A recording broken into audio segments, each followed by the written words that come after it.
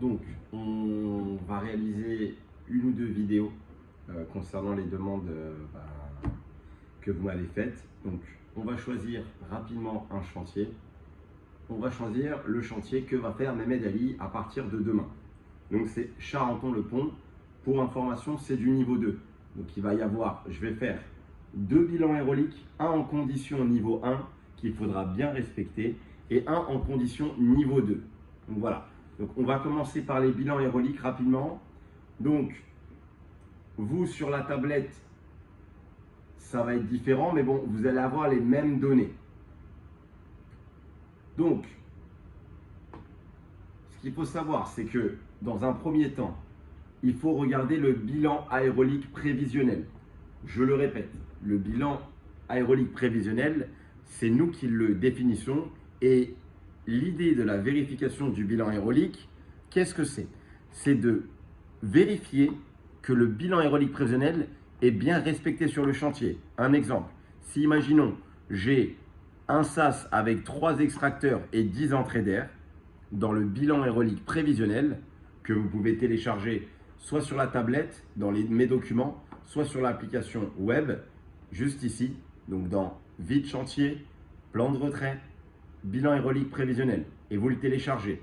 Et vous regardez, il y a combien de zones élémentaires. On va le télécharger. Donc, comment ça se lit? Donc, là, vous avez zone élémentaire 1, le lot A. Ensuite, vous avez zone élémentaire 2, lot B. Donc, il n'y a que 2 zones. Et il faudra refaire la même chose sur la vérification du bilan aérolique de niveau 2. Et là, vous avez le SAS. Et il faut bien vérifier où il est mis le SAS. Est-ce qu'il est mis dans la zone E1 ou la zone E2 ou une autre zone? Il faut respecter la même chose. Est-ce qu'il y a un SAS déchet et le mettre dans la bonne zone? Et ensuite, il faut compter le nombre d'entrées d'air. Donc ça, c'est les entrées d'air à compensation maîtrisée. Donc, on regarde, on a combien dans la zone 1, la zone élémentaire 1. Donc, on en a 17. Ensuite, bon, ça, c'est des entrées d'air de réglage. On le verra après. Il y en a 9 dans cette zone. Et ensuite, combien d'extracteurs il y a? Donc, c'est toujours dans la zone 1. Ça, vous regardez par rapport au plan d'installation sinon. Donc, il y a 1, 2, 3, 4, 5 et un secours. 5 plus 1. Donc, Mehmed Ali, sur ce chantier, il devra mettre 5 plus 1. Ensuite, dans la zone 2, il y a combien d'entrées d'air? Il y en a 10. Et voilà. Donc, ça, il faut bien le regarder parce que lorsque vous allez faire la vérification du bilan aérolique, en niveau 2, vous allez devoir réécrire les mêmes choses. Car si c'est différent, il y a 2 solutions.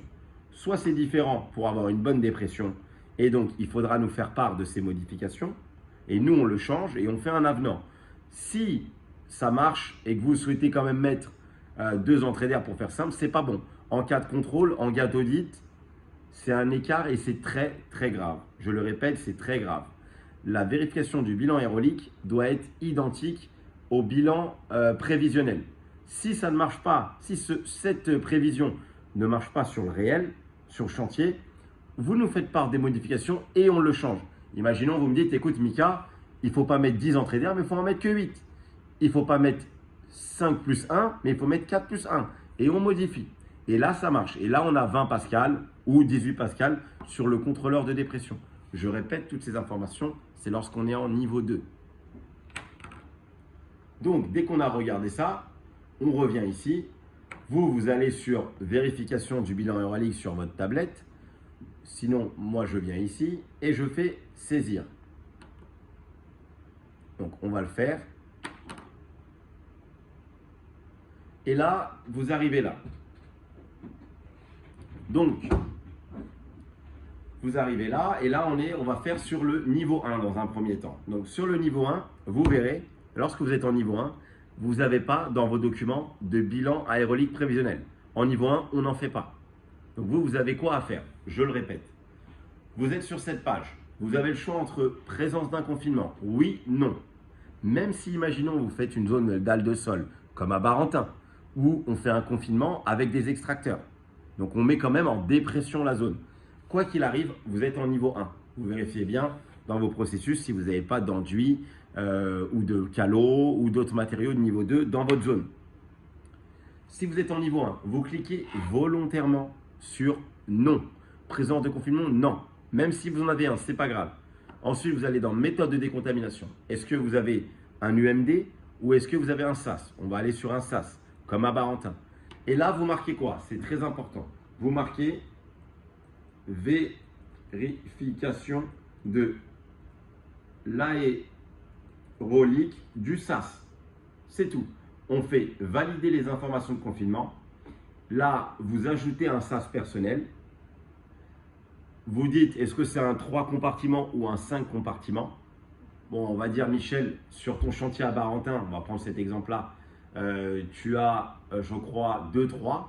Donc, un SAS déchet et un SAS perso. Là, la surface de l'entrée d'air sur les Lapro, normalement de mémoire, à vérifier hein, s'il n'y a pas d'erreur, mais c'est 0,190. Par contre, là, c'est pas la virgule. Ensuite, vous prenez les 5 points au niveau du deuxième SAS qui mène vers l'extérieur, au niveau de l'entrée d'air. Vous prenez en haut à droite, en haut à gauche, au milieu, en bas à droite, en bas à gauche. Vous divisez ça par 5. Vous trouvez une mesure. 0,8, 0,7, 1,2, 1,6, 1,1. On va mettre 0,9. Et ensuite, ça vous calcule directement. Donc, vous faites valider. N'oubliez pas de mettre une douche. Ajoutez toujours une douche, sinon il y a un problème. Vous mettez juste le volume de la douche. C'est 2 mètres cubes. À part si vous avez le SAS 80.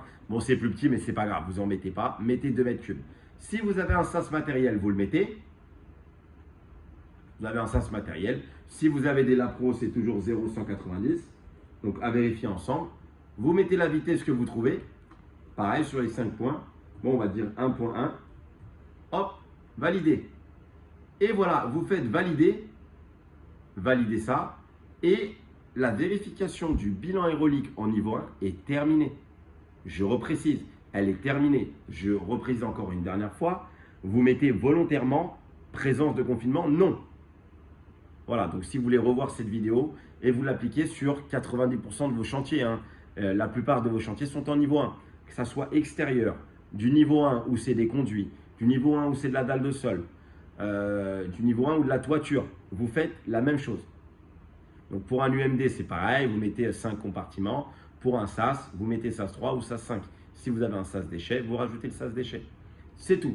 Maintenant, on va passer à une seconde vidéo où je vous expliquais comment on fait un bilan, la vérification d'un bilan aérolique en niveau 2.